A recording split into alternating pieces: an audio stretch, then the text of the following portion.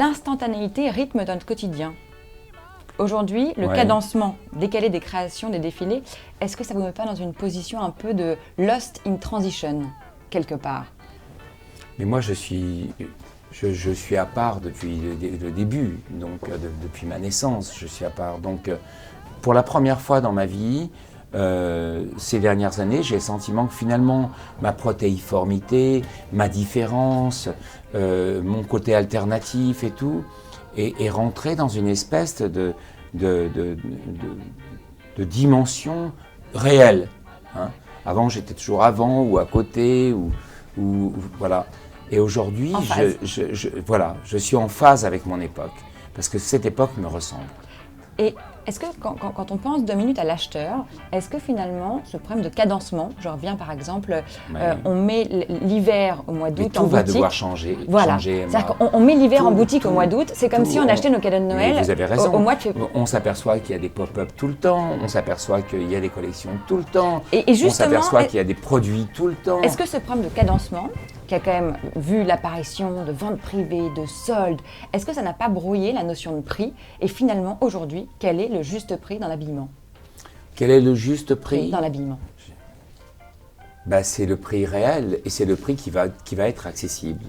Parce que moi, j'ai bien l'intention, dans les années à venir, de définir une mode belle, créative et accessible, démocratique. Voilà. Donc, ça me semble très important.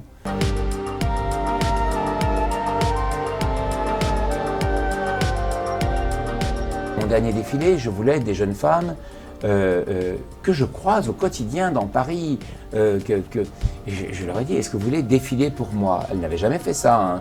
Il y avait aussi certaines de mes amies, il y avait Pauline Lefebvre, il y avait Claire Courtin, il y avait aussi Julie Desson qui est mon avocate. Mais à côté de ça, il y avait des jeunes filles que j'ai passé une espèce d'annonce comme ça sur mon Facebook. Dans le métro aussi. Et dans le métro, à la Marine, qui est le café en face de mon bureau. Et elles sont toutes venues. Et elles étaient toutes belles. Et elles avaient toute cette espèce d'étincelle incroyable. Et elles ont toutes dit à leurs copines, tu devrais le faire. Donc, il y avait cette espèce j'ai retrouvé le miracle de la mode, hein, ce miracle que j'avais connu. C'est important ce défilé pour vous. Hein. Très important. Tous les mots, tout le champ lexical est quand même extrêmement positif et heureux. Parce que Emma, il ressemblait à la pureté de mes premiers défilés.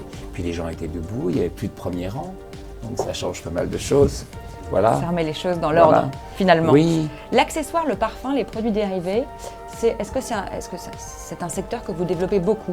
C'est un secteur que je voudrais développer parce que je voudrais relancer mon parfum qui a eu un succès formidable dans les années 90, qui avait comme ça un pouvoir de régression. Hein. Il était, en fait, quand j'étais en pension, je mangeais de la colle à l'amande qui s'appelait Cléopatra. C'était ma première addiction, si je puis dire. Et en fait, comme beaucoup d'enfants. Beaucoup, oui. Je vois que vos yeux pétillent, oui, vous avez dû faire la même chose. Et on avait une petite pelle comme ça, j'aimais bien le rituel. Et j'avais fait un parfum extraordinaire à base de cette colle. Et donc je vais relancer ce parfum parce que on a besoin d'être régressif, on a besoin de ça. Mais je crois que j'ai souvent cité Cervantes qui disait garde toujours dans ta main la main de l'enfant que tu as été. Mais je crois que moi, j'ai lâché la main de cet enfant, en tout cas aujourd'hui. Mais il est toujours à côté de moi. À côté de vous. Justement, quelle différence faites-vous entre votre activité de créateur de mode, d'artiste contemporain, de cinéaste, de parfumeur, de designer, d'auteur?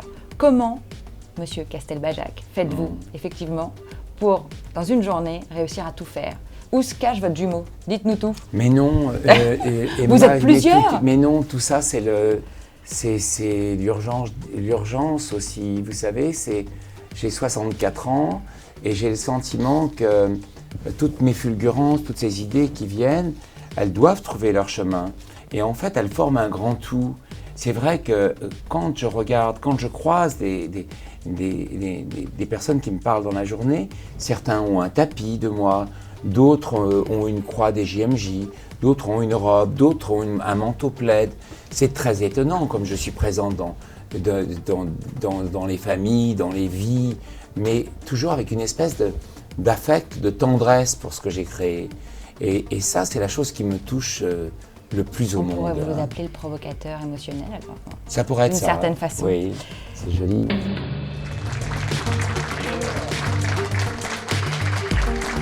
Votre dernière collection est résolument sportswear, nomade, comme vous l'avez dit. Oui. Et qu'avez-vous voulu dire et montrer dans cette collection? En fait, cette collection,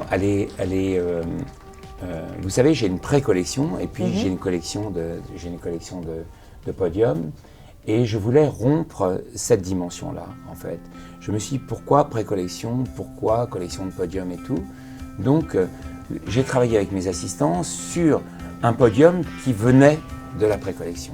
C'est-à-dire très peu de modèles. C'est-à-dire, sur les bases, il y a peut-être 8 ou 10 modèles qui sont répétés et qui troublent parce qu'en fait, ils ne sont pas les mêmes. Et puis aussi, je voulais parler d'une autre féminité. Je voulais parler d'une transparence géométrique. Je voulais parler de faciliter la vie. Par exemple, dans notre société, quand il fait trop chaud, on porte sa veste au bout du bras. Là, on a 2 petites bretelles qui sont hyper sensuelles, qui permettent de faire basculer la veste. Il y avait des poches de screen, comme des iPads. Donc, j'ai fait appel à toutes mes fascinations du jeune Jean-Charles quand il avait 18 ans. Et je ne regardais pas de designer de mode, moi. C'est le beau. Moi, je regardais Raymond Loewy. Voilà, mais la fonction, c'est le beau. Voilà, c'est exactement ça. Je regardais Raymond Loewy, qui était un designer extraordinaire. J'ai commencé à travailler avec Roger Talon sur le train Corail. J'ai fait avec Talon aussi les avions Air France. Donc, venais de cette fonction. Et chaque designer que je rencontrais, c'était un être absolument barré, parce qu'ils avaient cette obsession pour la fonction. Et à la fois, ils étaient complètement fous, que ce soit Ettore Sottsass, Nandini. Ils avaient tous un imaginaire et un humour merveilleux. Donc, j'appartiens à cette école du design, en fait. En parlant de retour au souk, premier défilé sur le toit d'un parking et le défilé dans le parking. La boucle est bouclée, quelque part. Vous avez raison, parce que j'ai défilé sur le toit d'un parking, et là, j'ai défilé à l'intérieur d'un parking. Oui, qui était dans la rue où mes enfants allaient à l'école en plus. Donc bah oui, ça, vous savez, c'est un peu comme Jung, c'est la synchronicité.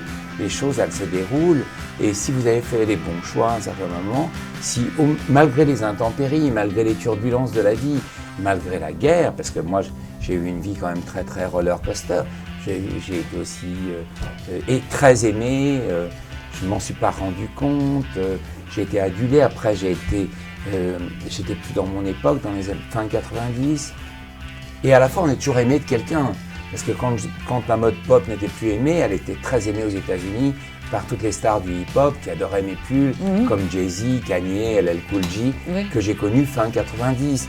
Donc la vie est étrange, comment elle vous apprend de vos échecs et de transcender ces échecs en fait.